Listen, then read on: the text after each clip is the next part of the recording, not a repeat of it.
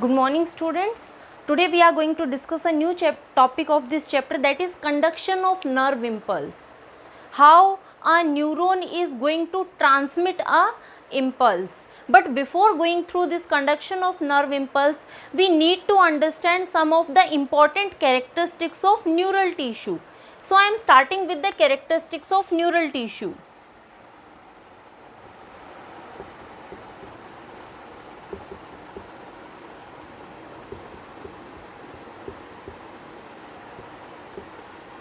The first term which we are going to discuss is excitability.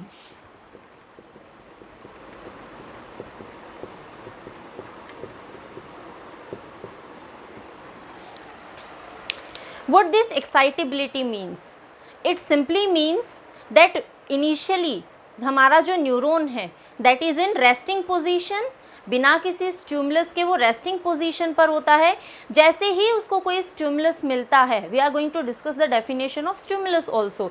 जैसे ही neuron को या नर्व सेल को स्टिमुलस मिलता है, वो रेस्टिंग स्टेज से एक्टिव स्टेज में कन्वर्ट हो जाता है. So it is going to excite or simply it is going to convert into active state, that is known as excitability. So simply from resting stage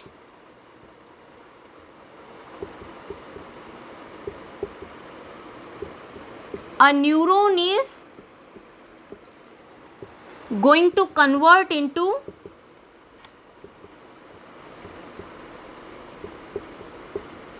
active state, or we can say it is going to excite, and this is known as excitability.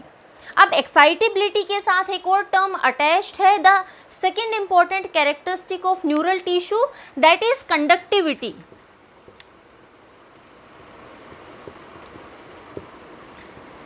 Always excitability occurs first. पहले neuron resting stage से active stage में convert होता है, means excite होता है. उसके बाद जो ओरिजिन ऑफ एक्साइटमेंट था, जहाँ पर स्टिमुलस रिसीव हुआ था, जहाँ से वो एक्टिव फॉर्म में कन्वर्ट हुआ था, that origin of excitation is not going to remain at one single place. ये जो एक्टिवेशन है, it is going to transfer through the length of the neuron. Means suppose I am taking a neuron, if this part of the neuron was excited initially, say this is the A position. अगर यहाँ पर excitation हुई है तो ये excitation इसी part में नहीं रहेगी. This excitation is going to transfer, it is going to transfer from A to B, then from B to C, C to D. So the origin of excitation is not going to remain at one place, this is going to shift, means it is going to conduct, or you can say transmit, that is known as conductivity. So it simply means transmission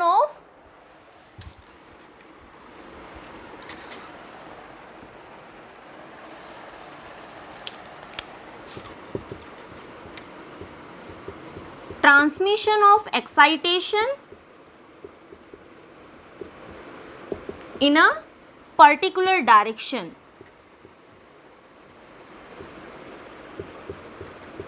And when we are going to see the mechanism of conduction of nerve impulse, तो उसमें हम देखेंगे कि जो conduction होता है वो हमेशा यूनी डायरेक्शन होता है. हमने हमारी लोअर क्लासेस में भी पढ़ा था कि हमेशा नर्व इम्पल्स किस डायरेक्शन में ट्रांसमिट करेगी, एक ही डायरेक्शन में, जिस डायरेक्शन में न्यूरोट्रांसमीटर सिक्रीट होता है. उसी चीज़ को हम डिटेल में पढ़ने वाले हैं, that how conduction of nerve impulse is taking place. अब यहाँ पर we use the word stimulus. So the third term which we are going to discuss is stimulus. Stimulus basically क्या है? Stimulus हमारे surrounding environment में change है. The change can be in the external environment or the change can be in the internal environment of an organism. And this stimulus is responsible for the excitation of a neuron. So अगर ये stimulus capable है एक neuron को excite करने के लिए, that is the threshold stimulus. और अगर इसके पास कैपेबिलिटी नहीं है किसी भी न्यूरॉन को एक्साइट करने के लिए, तो उसे हम बोलते हैं sub threshold stimulus. So how we are going to define a stimulus? A stimulus is any change in environment of an organism, it can be a external change or it can be a internal change. And we are having two type of stimulus simply on the basis of the ability that the stimulus is having. If I am saying the stimulus is a threshold stimulus, इसका मतलब है इस stimulus के पास capability है किसी भी neuron को excite करने के लिए. स्टिमुलस इज कैपेबल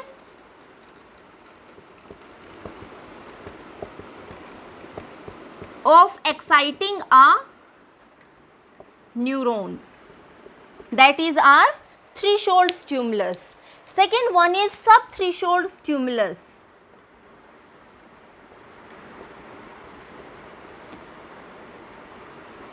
मीन्स हम स्टिमुलस प्रोवाइड कर रहे हैं, लेकिन स्टिमुलस प्रोवाइड करने के बाद भी न्यूरॉन्स में एक्साइटेबिलिटी नहीं आ रही है, न्यूरॉन्स एक्साइट नहीं हो रहे हैं, नर्व इम्पल्स को कंडक्ट नहीं कर रहे हैं. That is the sub threshold stimulus. So not capable of exciting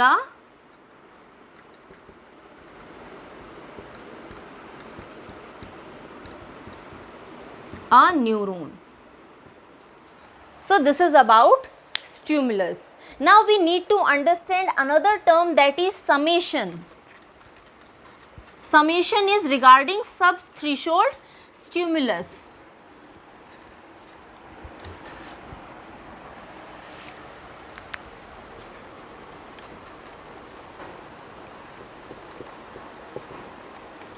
Basically the word is saying sum means addition. So it is the additive effect.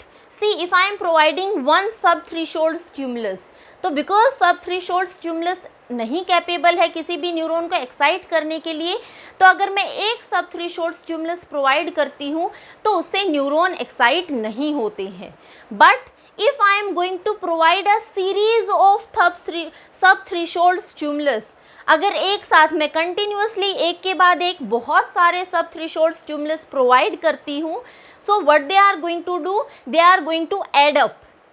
और अगर बहुत सारे सबथ्रेशोल्ड स्टिमुलस एड अप होते हैं तो they start behaving as a threshold stimulus. Means now they have assumed that much power to excite a neuron. और उस effect को हम क्या बोलते हैं, समेशन इफेक्ट. सारे सबथ्रेशोल्ड स्टिमुलस ने एक दूसरे के साथ एड ऑन कर लिया. अब जो टोटल पावर जनरेट हुई उससे किसी न्यूरॉन को एक्साइट किया जा सकता है. So simply summation means if series of subthreshold stimulus are provided, they will show additive effect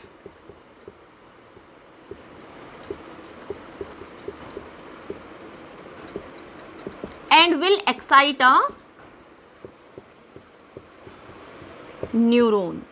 So only one single subthreshold stimulus was not capable of exciting a neuron, but series of subthreshold stimulus are now have the ability to excite a neuron. That is summation. The next term is, which we have already discussed, is all or none principle.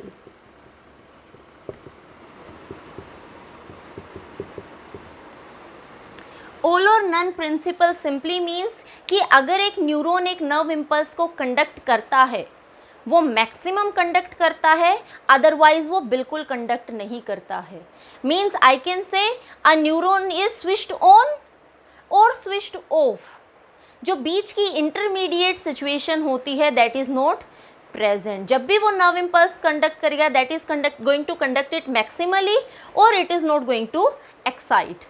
That is all or none principle, or we can say absolute on or off situation is there.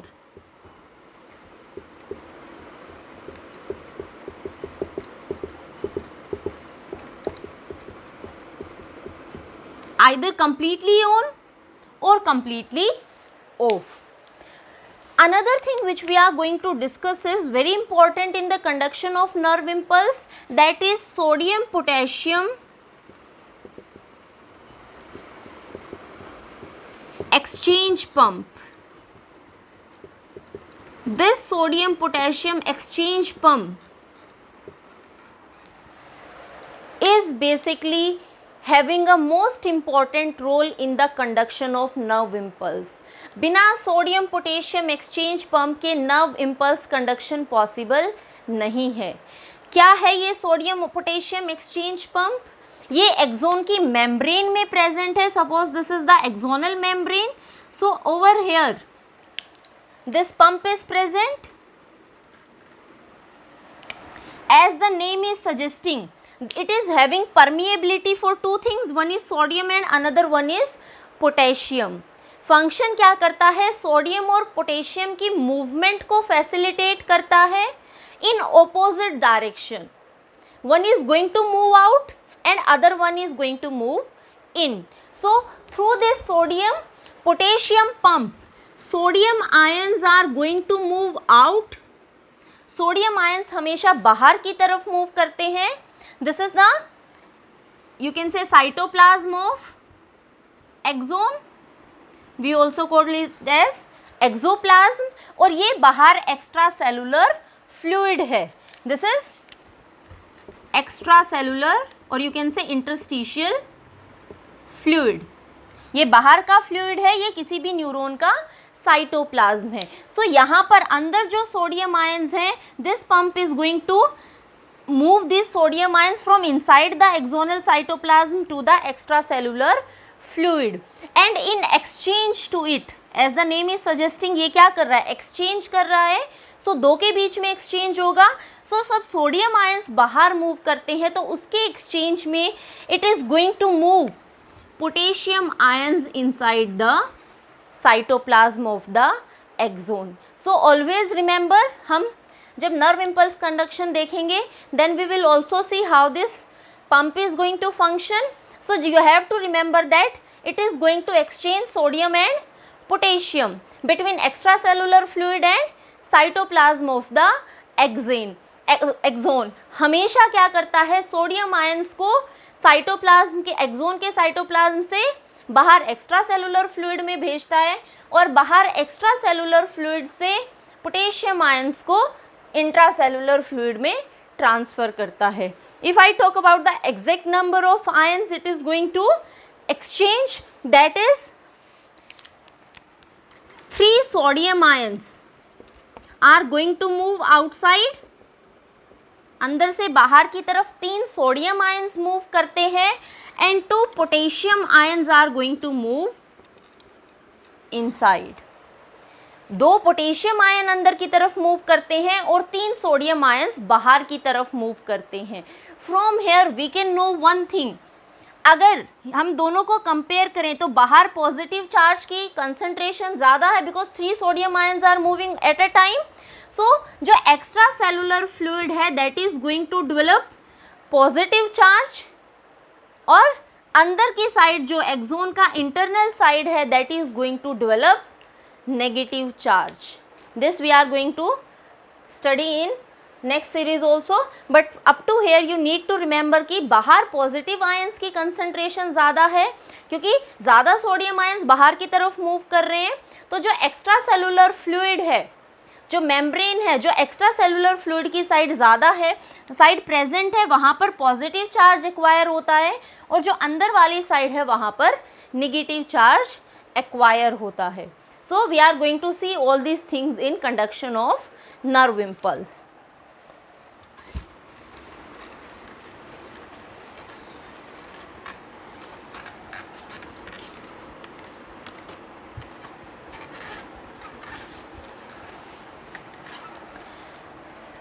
So again I am describing the same situation. दोबारा से मैं इस situation को consider कर रही हूँ. Suppose this is a axon. ये एक एक्सोन है, ये एक्सोन का साइटोप्लाज्म है और I can simply write axoplasm. The outer surface, this is the extra cellular fluid. Again this is also the extra cellular fluid or we can say interstitial fluid and this is the intracellular fluid. Why these extra cellular and intra cellular fluids are so important? हम क्यों बार बार extra cellular और intra cellular fluid की बात कर रहे हैं? Because the ions that are going to be present in extra cellular and intra cellular fluids are different. अलग अलग तरीके के आयंस इनमें प्रेजेंट हैं और इस डिफरेंस, आयनिक डिफरेंस की वजह से यहाँ पर अलग अलग चार्ज एक्वायर होता है, and this charge is having a important role in the conduction of nerve impulse. अगर हम एक्स्ट्रा सेलुलर फ्लूइड की बात करते हैं, then this extra cellular fluid is having high concentration of sodium chloride, bicarbonate, यहाँ पर न्यूट्रिएंट्स प्रेजेंट हैं, even oxygen present है जो यूजफुल है. So these are going to be present in the extra cellular fluid in large concentration. अगर हम intra cellular fluid की बात करते हैं, then this intra cellular fluid is having high concentration of again phosphate, magnesium is there, and large number of proteins are there which are negatively charged. So having negatively charged proteins, तो दोनों में आयनिक distribution vary करता है, the extra cellular fluid as well as the intra cellular fluid. अब conduction of nerve impulse को explain करने के लिए एक थ्योरी दी गई थी, that was ionic theory of nerve impulse. ये ionic theory of nerve impulse किसके ऊपर डिपेंड करती है? आयनिक डिस्ट्रीब्यूशन के ऊपर डिपेंड करती है. So if I talk about the neuron that is present in resting position, जब तक कोई स्टिमुलस नहीं आया है, जब तक एक्साइटेशन नहीं हुई है, तब तक एक न्यूरॉन रेस्टिंग पोटेंशियल पर प्रेजेंट है, that is known as resting potential और you can say polarization. So always remember resting potential या पोलराइजेशन कब तक है? जब तक कि हमने स्टिमुलस प्रोवाइड नहीं किया है, मीन्स जब तक एक्साइटेशन नहीं हुआ है. So we are describing it at resting potential और we can say polarization. So what is the condition at this resting potential? At this resting potential, this extracellular fluid is having high concentration of potassium ions. So I am showing this high concentration with the arrow, and low concentration, high concentration of sodium ions and low concentration of potassium ions. This is the situation at the resting potential. In intracellular fluid, high concentration of potassium ions and low concentration of sodium ions. So this is creating a concentration gradient, and again there is differential charge distribution. Outer side, I already told you कि sodium potassium pump unevenly sodium को बाहर, ज़्यादा sodium ions को बाहर move करता है, कम potassium ions को अंदर की तरफ मूव करता है, जिसकी वजह से बाहर एक्स्ट्रा सेलुलर फ्लूइड की साइड पॉजिटिव चार्ज डेवलप होगा और इंट्रा सेलुलर फ्लूइड की साइड नेगेटिव चार्ज डेवलप होगा. So at this ionic distribution, इस आयनिक डिस्ट्रीब्यूशन में means positive on the outer side and negative on the inner side, we are considering this nerve at resting potential और you can say polarization. So you need to understand this thing. अगर ये चीज़ समझ आती है तो उससे आगे हमें अगला फिनोमिनन समझ आएगा. नाउ जब हमें इतना पता चल जाता है, we can easily understand what a nerve impulse is. So from here we can easily define a nerve impulse.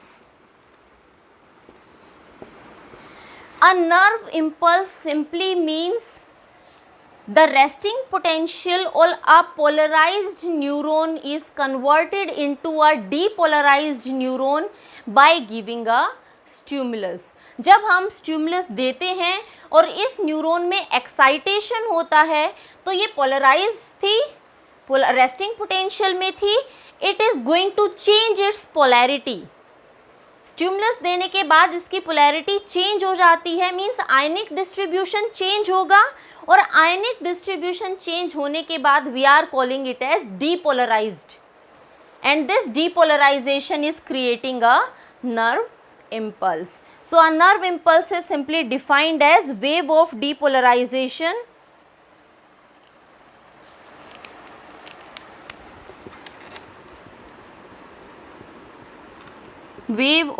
depolarization of neuron membrane, and this can only be done by providing a threshold stimulus. So ये हमारी resting potential है जिसमें again sodium potassium pump का role है, जो हम already बात कर चुके हैं कि सोडियम पोटेशियम एक्सचेंज पंप क्या फंक्शन करता है. Now we are going to see कि स्टिमुलस देने के बाद ये जो रेस्टिंग पोटेंशियल है how it is going to change into depolarization. Everything is going to be same.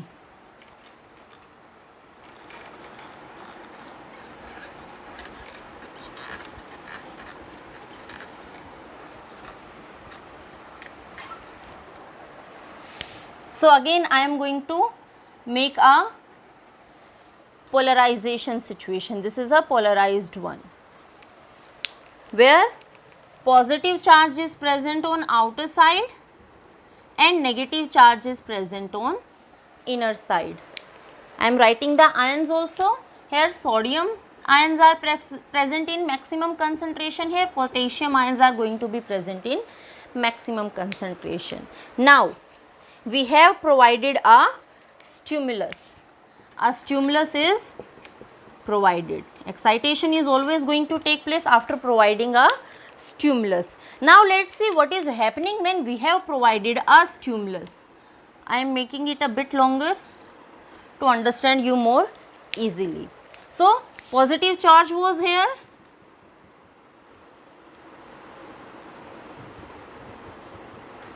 and negative charge was present over here. अब तक हमने बात की थी यहाँ मेम्ब्रेन में क्या प्रेजेंट है, sodium potassium exchange pump present है. Other than this sodium potassium exchange pump there are presence of sodium channels and potassium channels. उसके अलावा क्या प्रेजेंट है, सोडियम चैनल्स और पोटेशियम चैनल्स प्रेजेंट है. These are also very important. Now जैसे ही हम स्टिमुलस देते हैं, suppose I am putting this arrow on this side, we are providing a stimulus over here and let's consider this position as position A.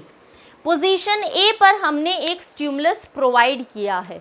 अब because of this stimulus, इस stimulus के आने की वजह से क्या होगा, यहाँ पर परमिएबिलिटी चेंज हो जाएगी. और किसकी परमिएबिलिटी चेंज हो जाएगी, सोडियम आयंस के लिए परमिएबिलिटी चेंज हो जाएगी. दैट मीन्स यहाँ पर जो सोडियम चैनल्स प्रेजेंट हैं, I am showing one, this is the sodium channel. So the permeability of this sodium channel is going to change for sodium ions, and through this, here sodium ion was present, potassium ions were present, and through this channel the sodium ions are going to move in the intracellular space. So जैसे ही हमने stimulus दिया, stimulus की वजह से sodium की permeability increase हो गई through this membrane, and sodium ion start moving inside the intracellular fluids through the sodium channel. अब अगर बहुत ज़्यादा पॉजिटिव चार्ज अंदर की तरफ आ रहा है तो obviously there will be change in the charge. That means बाहर जो पॉजिटिव चार्ज था, now that positive charge is converting into negative one. अंदर सोडियम आयंस की कंसंट्रेशन ज़्यादा होने की वजह से it is going to change into positive charge. So simply because of the inside or influx of sodium ions, there is change in the charge distribution at position A. जैसे ही ये charge distribution change होता है, now there is change in the potential has been changed. Now this is known as depolarization. अब हम इसको क्या बोलते हैं, depolarization. So excitation has taken place. This stimulus has excited this neuron. Now further what happens? I already told you conductivity में कि ये जो origin of nerve impulse है ये एक जगह stable नहीं रहता है. It is going to move along the length of the axon. ये further move करता है. Now how the movement take place? Here positive charge is present, so current is going to flow from positive to negative. अंदर यहाँ positive charge है, इस तरफ negative charge है, so this will be the movement of flow of current. और बाहर यहाँ पर positive charge है, means it is going to move. Say I am saying this is the B position. ये position B है. So अंदर intracellular side में current flow कर रहा है from A to B, बाहर from B to A, and this is completing the circuit. So अब जो nerve conduction थी, जो depolarization A पर थी, that depolarization is going to move to the B. ये depolarization कहाँ चली जाएगी? B पे move हो जाएगी. This is conductivity. Nerve impulse is transmitting or conducting. Next from B to C, C to D, and this process is going to continue. और इस तरीके से nerve impulse conduct होती है. So this is depolarization. Now what happened over here? यहाँ से conduction nerve impulse कहाँ चली गई? Suppose B पे चली गई. अब हम वापस से एक ही बात करते हैं. जब ये यहाँ से B की तरफ शिफ्ट हो गई है तो वापस से A के साथ क्या होगा? यहाँ पर हुआ क्या था? सोडियम चैनल्स ओपन हो गए थे, जिसकी वजह से सोडियम आयंस अंदर की तरफ मूव कर रहे थे. मीन्स सोडियम आयंस के लिए परमिएबिलिटी इंक्रीज हो गई थी. This permeability is not going to last for long time. ये बहुत ज़्यादा लंबे टाइम तक नहीं रहती है ये permeability. Now these sodium channels are going to close and potassium channels are going to open. I am talking about position A. पहले पोजीशन पर सोडियम चैनल्स ओपन थे तो सोडियम अंदर की तरफ मूव कर रहा था. जैसे ही ये वेव ऑफ डीपोलराइजेशन बी पर शिफ्ट हुई, यहाँ के सोडियम चैनल्स बंद हो जाएंगे और यहाँ पर वापस से किसकी परमिएबिलिटी इंक्रीज होगी? पोटेशियम चैनल्स की परमिएबिलिटी इंक्रीज हो जाएगी. Say this is the potassium channel. अब जब पोटेशियम चैनल की परमिएबिलिटी इंक्रीज होगी, then this potassium channel is going to move potassium ions in this extra cellular fluid. इसने क्या किया? पोटेशियम आयंस को बाहर मूव करना स्टार्ट कर दिया. अब वापस से क्या होगा? जब पोटेशियम आयंस बाहर मूव करेंगे तो अंदर का पॉजिटिव चार्ज कम हो रहा है. सो अगेन जो आउटर साइड है वो पॉजिटिव चार्ज एक्वायर करना स्टार्ट कर देगी और जो इंट्रासेलुलर स्पेस है that is going to acquire negative charge. So and this is known as repolarization. ये क्या है? रीपोलराइजेशन. ऑलवेज रिमेंबर, डीपोलराइजेशन किसकी वजह से हुआ था? सोडियम आयंस की परमिएबिलिटी इंक्रीज करने की वजह से, जिससे सोडियम आयंस बाहर से अंदर की तरफ मूव किए थे. रीपोलराइजेशन किसकी वजह से होगा? पोटेशियम आयंस की परमिएबिलिटी इंक्रीज होने से पोटेशियम आयंस अंदर से बाहर मूव करेंगे, जिसकी वजह से वापस से outside positive charge will be there and inside negative charge will be there. तो ये क्या हो गया? रीपोलराइज हो गया वापस से. क्योंकि जब हमने रेस्टिंग पोटेंशियल की बात की थी तब भी हमने क्या देखा था कि बाहर पॉजिटिव चार्ज है और अंदर नेगेटिव चार्ज है. So this is happening at the position A. Now अभी भी जो ये रीपोलराइज्ड एरिया है, ये रीपोलराइज्ड एरिया वापस से नर्व इम्पल्स को कंडक्ट करने के लिए ससेप्टेबल नहीं है. मींस अभी भी अगर मैं इसको दूसरा स्टिमुलस प्रोवाइड करती हूँ तो ये एक्साइट नहीं होगा. एक्साइट होने के लिए क्या कंडीशन चाहिए? इसको रीपोलराइजेशन स्टेज से वापस से रेस्टिंग स्टेज पर जाना होगा और रेस्टिंग स्टेज पर आने के बाद it is capable of conducting a new nerve impulse. Means अगर हम उसको दोबारा से स्टिमुलस देते हैं तो again it will undergo depolarisation.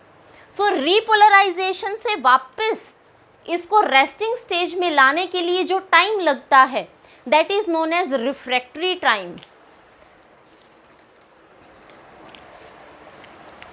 So this repolarization is again going to come to resting potential, and the time period that is taken in this process is the refractory period.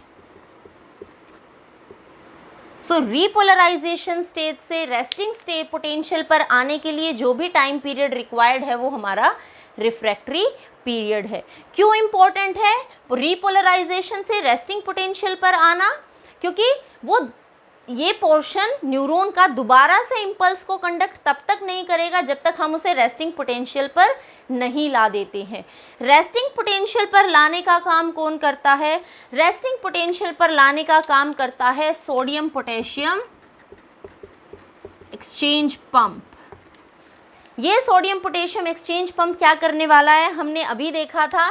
This sodium potassium exchange pump, say I am going to show it over here. Suppose this is the sodium potassium exchange pump that is present.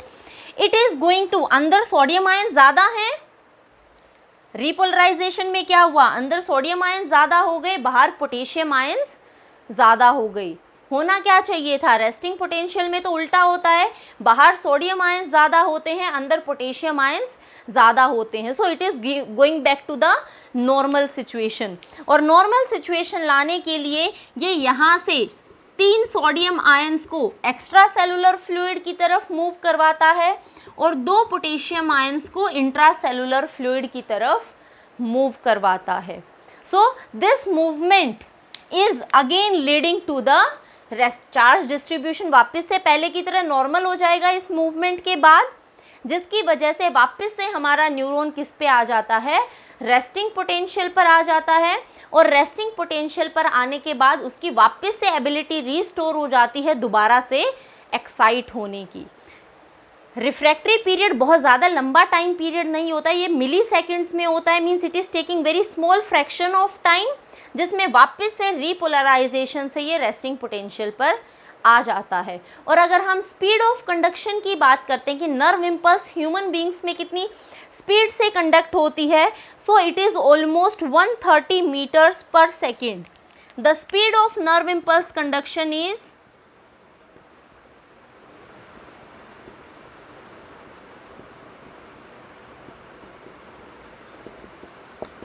130 meter per second. So moving at a very high speed. So I am summing up this thing whole.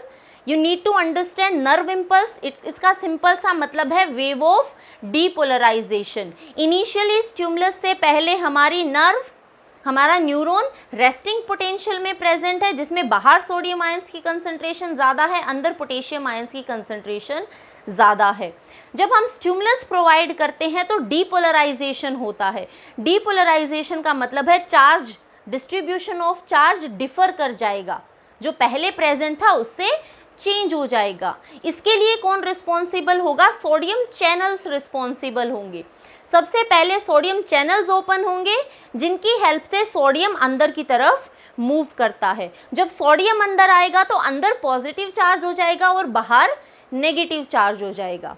ये होगा depolarisation. अब ये depolarisation पूरे neuron के through travel करेगा, जिसकी help से nerve impulse travel. Means ये एक इम्पल्स जनरेट हो गई. This is a action potential or you can say nerve impulse, and this is going to transmit through the entire length of the neuron or you can say axon. अब जो पिछली part था जो depolarise हो चुका है, अब उसने नेक्स्ट को डीपोलराइज कर दिया, तो पहले वाला जो पार्ट था वो वापस से क्या होगा? रीपोलराइज होगा.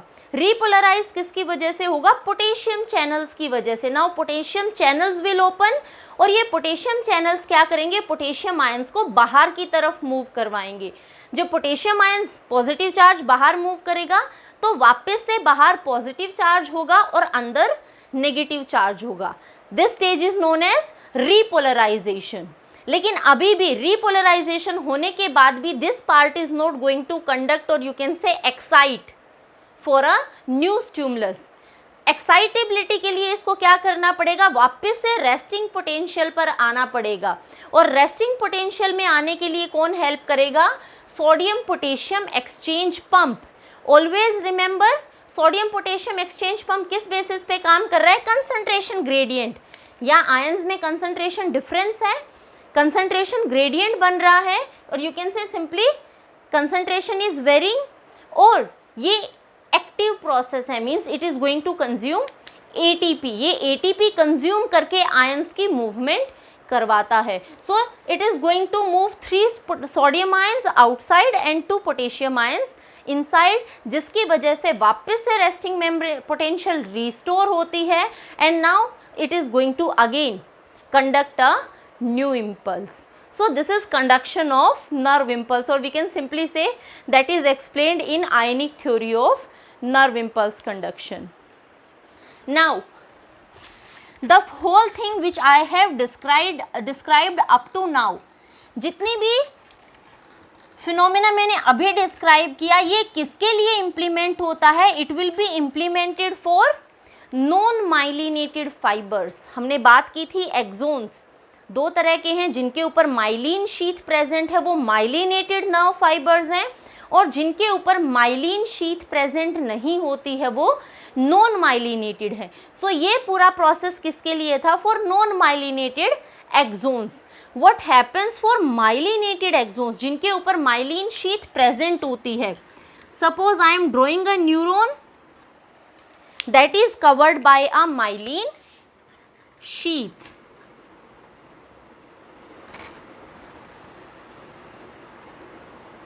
ये माइलिन शीथ है, और जिस एरिया पे मैंने, आई am drawing it a bit longer,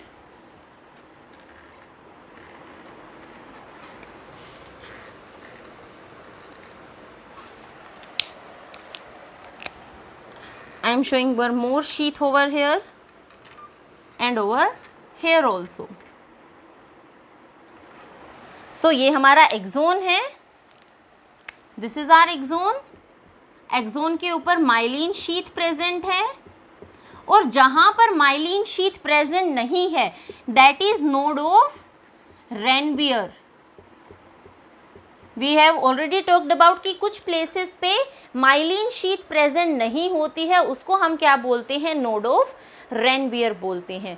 now non myelinated nerve fibres में कंडक्शन हो और माइलिनेटेड नर्व फाइबर्स में कंडक्शन हो, इनमें डिफरेंस क्या आएगा, वहां पर नर्व इम्पल्स कैसे मूव कर रही थी, from A to B, B to C, C to D, इस तरीके से मूव कर रही थी। यहाँ पर नर्व इम्पल्स जंप करती है, किसके ऊपर से जंप करती है, it is going to jump over this myelin sheath, because depolarization सिर्फ कहाँ होगा, डीपोलराइजेशन सिर्फ नोड ऑफ रेनवियर पर होता है, एंटायर एक्सोन की लेंथ पर नहीं होता है। Means say I am going to show the charge distribution. यही हमने बात की थी कि बाहर पॉजिटिव चार्ज होता है और अंदर नेगेटिव चार्ज होता है, बाकी चीज़ें एग्जैक्टली सेम है। So suppose we are providing a stimulus, एक स्टिमुलस प्रोवाइड किया, सो डीपोलराइजेशन कहाँ हुआ, यहाँ डीपोलराइजेशन हो गया, बाहर नेगेटिव चार्ज अंदर पॉजिटिव चार्ज। अगला डीपोलराइजेशन कहाँ होने वाला है, जो नेक्स्ट डीपोलराइजेशन होगा, means this is the direction of current flow, next depolarization is going to occur at the next node of Ranvier. ये पूरा एरिया स्किप हो गया है, मीन्स जंप कर गया, और अगला डीपोलराइजेशन यहाँ हुआ। सो यहाँ नेगेटिव चार्ज और यहाँ पर positive charge. Again there will be flow of current like this way. Now depolarization occurs at this position, so this will be negative and this will be positive, and same thing is going to continue. So here we are going to see a jumping nerve impulse. The nerve impulse is going to jump from these myelin sheath, और इस jumping की वजह से the speed of conduction is increasing. That's why हम हमेशा क्या example देते हैं कि जो नॉन माइलिनेटेड नर्व फाइबर्स हैं उनमें जो कंडक्शन की स्पीड है वो कम होती है, but myelinated nerve fibres are showing almost 50 times more faster conduction as compared to non-myelinated one. So this is one thing, because they are going to jump, and this is known as saltatory conduction. This type of conduction is saltatory conduction, and that is shown by myelinated nerve fibers. ये कौन show करता है? Myelinated nerve fibres करते हैं. दूसरी चीज़, यहाँ पर ATP की रिक्वायरमेंट कम होती है, means it is more efficient as compare to non myelinated nerve fibres. ये ज़्यादा एफिशिएंट है प्लस ज़्यादा फास्ट है. किसके कंपैरिजन में? नॉन माइलिनेटेड नर्व फाइबर्स के कंपैरिजन में. So that's all about nerve conduction. We are going to discuss one more very small topic, जो हम ऑलरेडी बहुत बार अपनी छोटी क्लासेस में भी डिस्कस कर चुके हैं, दैट इज साइनेप्स. और साइनेप्स के थ्रू नर्व इम्पल्स कंडक्शन कैसे होता है. So just by making a simple diagram I will make you understand what is happening at the synapse. Synapse हमें पता है. synapse क्या है? synapse is a small junction और small gap जो दो न्यूरॉन्स के बीच में प्रेजेंट है. एक न्यूरॉन का तो एक्सोनल एंड प्रेजेंट है, एक्सोनल टर्मिनल, और दूसरे न्यूरॉन्स के डेंड्राइट प्रेजेंट है. सो एक्सोडेंड्राइटिक synapse, axon of one neuron and dendrite of another neuron. So it is the gap that is between, or you can say exodendritic synapse, axon of one neuron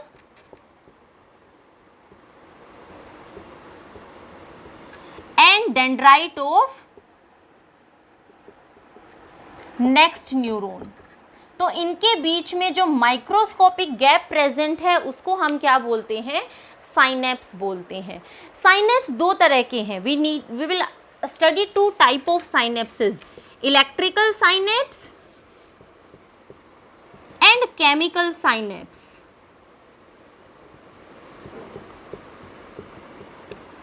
We will see what is the difference between this electrical synapse and chemical synapse. अब जब हम synapse को समझते हैं, so we are going to understand two membranes. कौन सी membrane? जो हमारी एक्सोन की मेम्ब्रेन होगी, that will be the pre synaptic membrane. Suppose I am drawing over hair.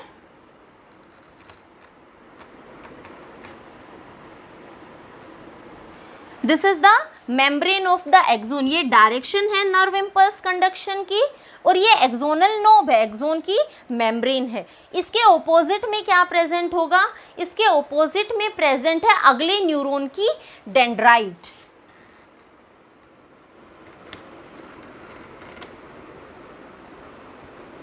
So this is the dendrite of next neuron. Let me label it first, then we will talk about it. This is the presynaptic membrane.